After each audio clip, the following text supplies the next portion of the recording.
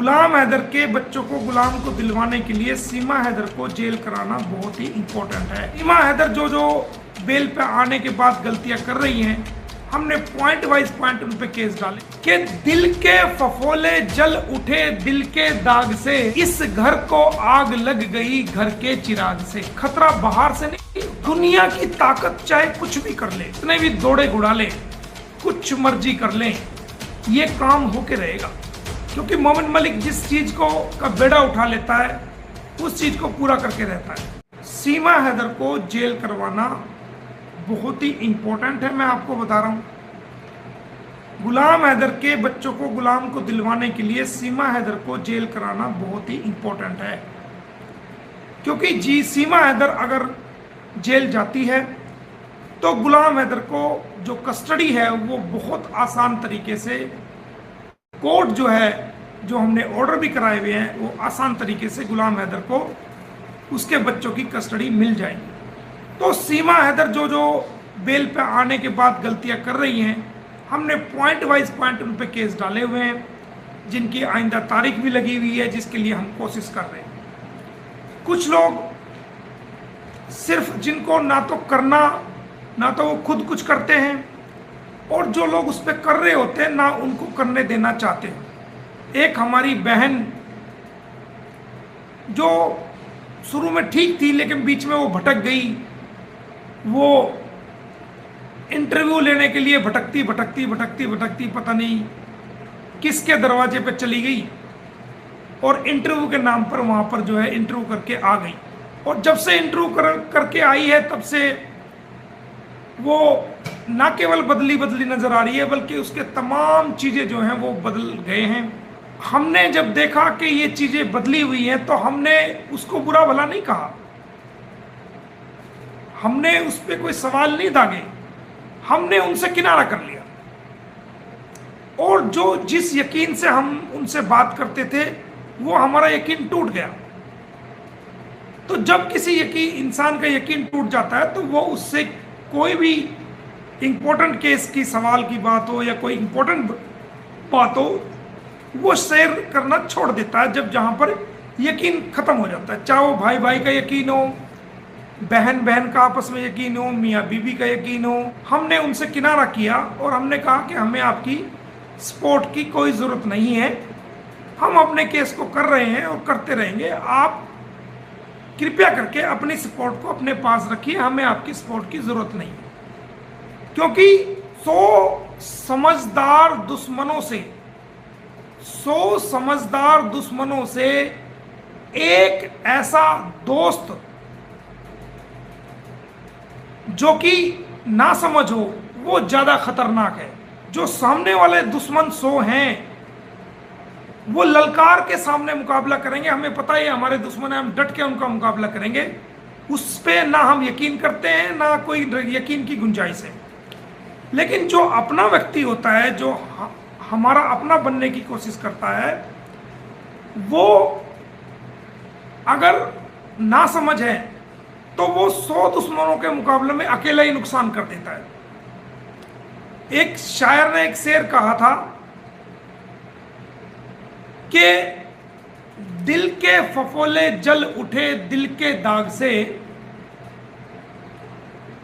क्या कहा था कि दिल के फफोले जल उठे दिल के दाग से, इस घर को आग लग गई घर के चिराग से। खतरा बाहर से नहीं होता, और जो खतरा बाहर से होता है उसको हम समझ लेते हैं, उसका हम मुकाबला करते हैं, उसका हम इंतजाम करके रखते हैं।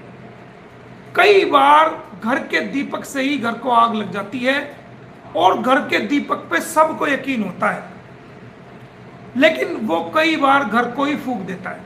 और कुछ पॉलिसीज कानूनी लड़ाई की ऐसी होती हैं कि वो सार्वजनिक रूप से नहीं बताई जा सकती, उसके कुछ कारण होते हैं।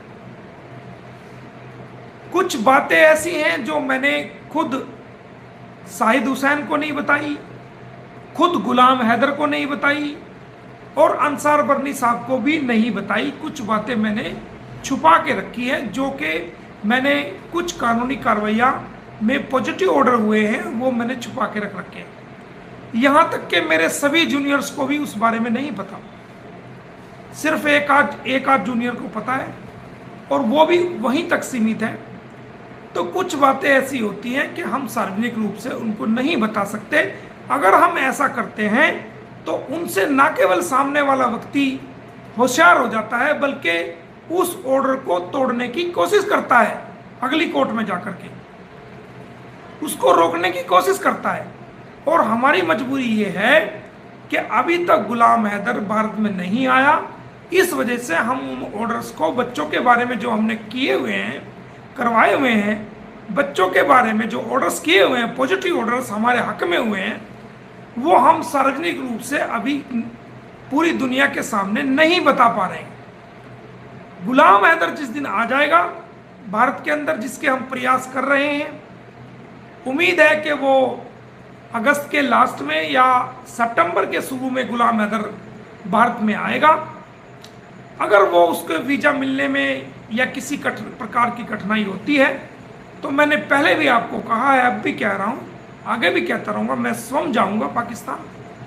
हमारा जो भारतीय दूतावास है इस्लामाबाद में, वहाँ से मैं अपॉइंटमेंट लूँगा, उन अधिकारियों से मिलूँगा, जा कर के सारे मैटर को समझाऊँगा और उनसे गुलाम हैदर का वीज़ा बाई हैंड लेके गुलाम हैदर को भारत में लेके अपनी जिम्मेदारी पर लेके आऊँगा और उसको कोर्ट में पेश करूँगा, उसके बच्चों को उसको दिलवाऊँगा। ये मैं आपसे बार बार कह रहा हूँ। दुनिया की ताकत चाहे कुछ भी कर ले, जो सामने वाली पार्टी है कितने भी दौड़े घुड़ा ले, कुछ मर्जी कर लें, ये काम होके रहेगा। क्योंकि मोमिन मलिक जिस चीज़ को का बेड़ा उठा लेता है उस चीज़ को पूरा करके रहता है। और हम जो बात कह रहे हैं वो कोई हवा में तीर नहीं है, बल्कि जो हमने किया हुआ है उसके आधार पर हम आपको कह रहे हैं। अब लोग क्या चाहते हैं कि जी उसमें कुछ नहीं हुआ, उसमें आज भी कोई एक हमारी छोटी बहन है, हम उनके बारे में कभी गलत नहीं बोलते, आज भी सम्मान करते हैं, आगे भी सम्मान करेंगे उनका।